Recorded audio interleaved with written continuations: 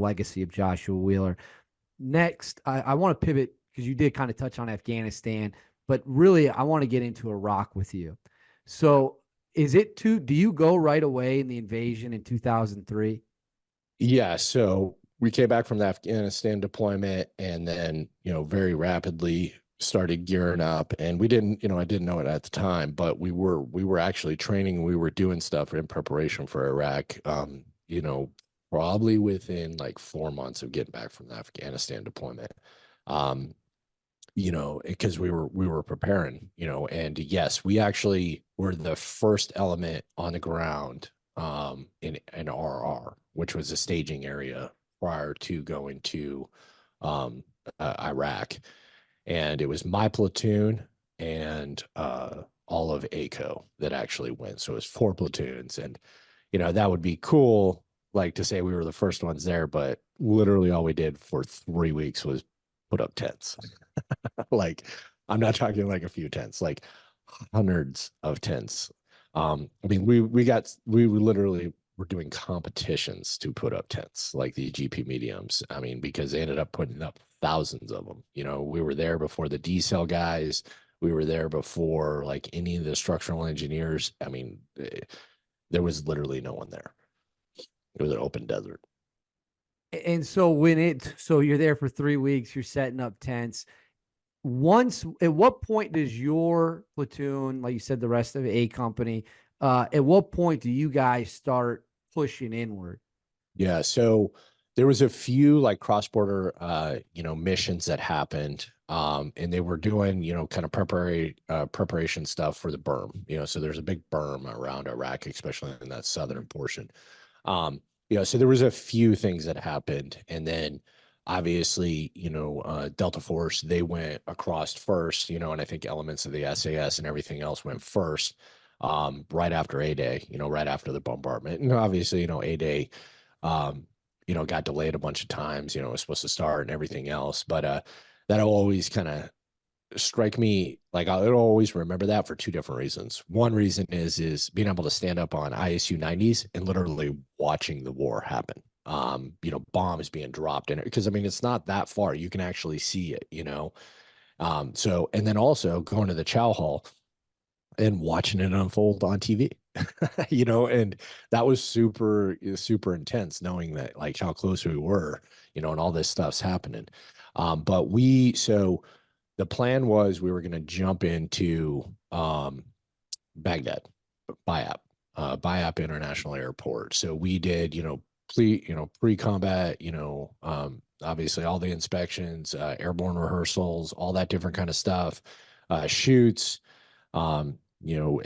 chalks were laid down. I think we had some QRF stuff that we were doing also just in preparation. I don't remember. I'm sorry. I don't remember if we ended up actually going out anywhere on QRF. We might have. I really honestly don't remember. It's not substantial enough for me to remember anything.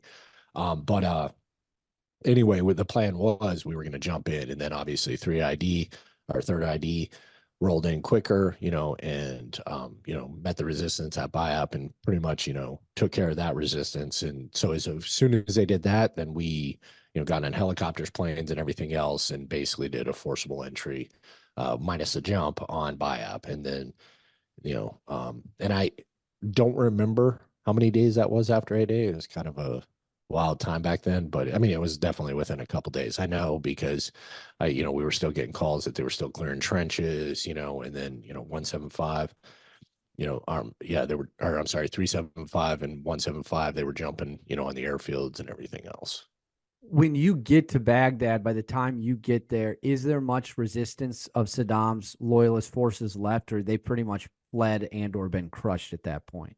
So not in Bayab, but in the city of Baghdad, yeah, absolutely. And that's where we're hunting and we were going and we were acting on any bit of human intelligence, insignificant intelligence, in and around the city and all over the city. Because, not only we were trying to take out, the armed forces, but then also, all the Ba'ath members and, his son, number one and two, so, and many of those guys that were there, they'll remember the deck of cards.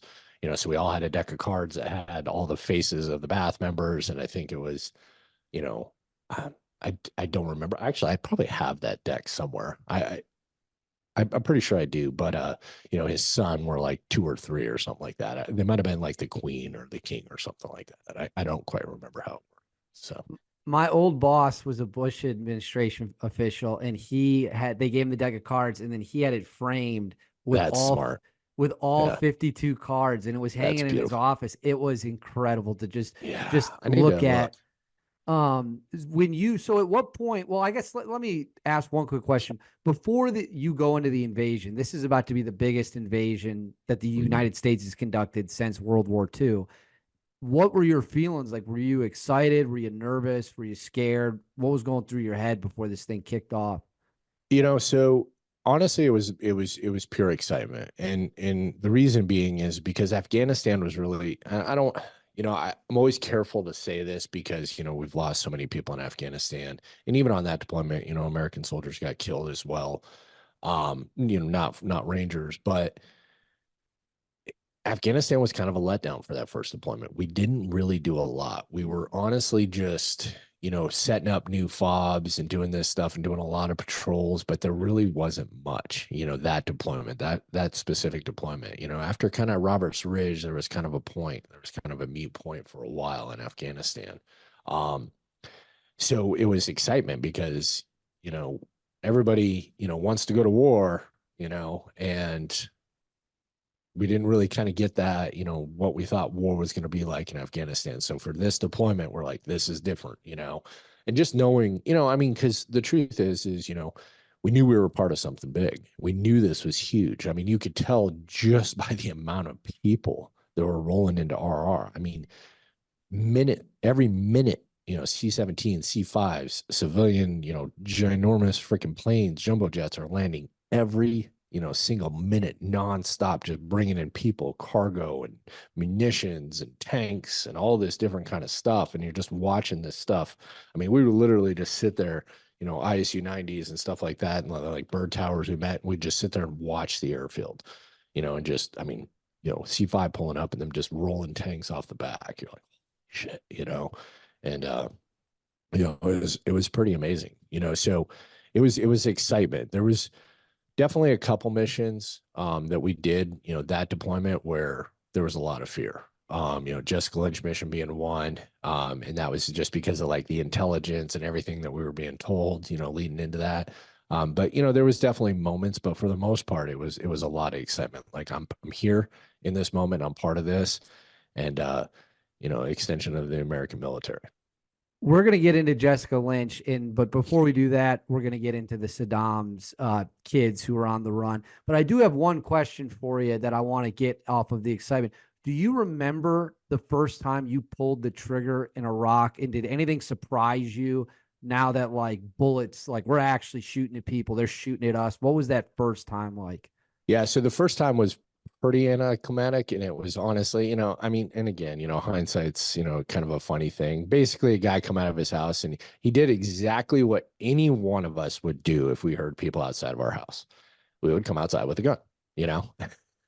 And this guy came outside of his house, with a gun. Oh, by the way, especially if you add in the fact that your country's being invaded, you know, and he came out, he got a couple rounds off, and then, that was the end for him. That was the first time. And then I just remember thinking, well, that was actually a lot easier than I thought it would be. That was pretty anticlimactic. I wonder what he was shooting at because like nothing even came near us. And, we cleared the house.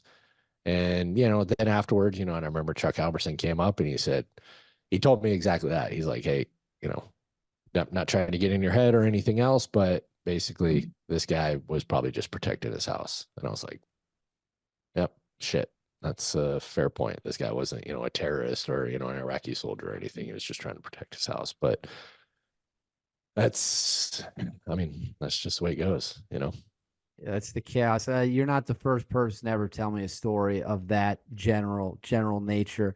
When it gets to Saddam's kids, and I'm fascinated by this, I've always been fascinated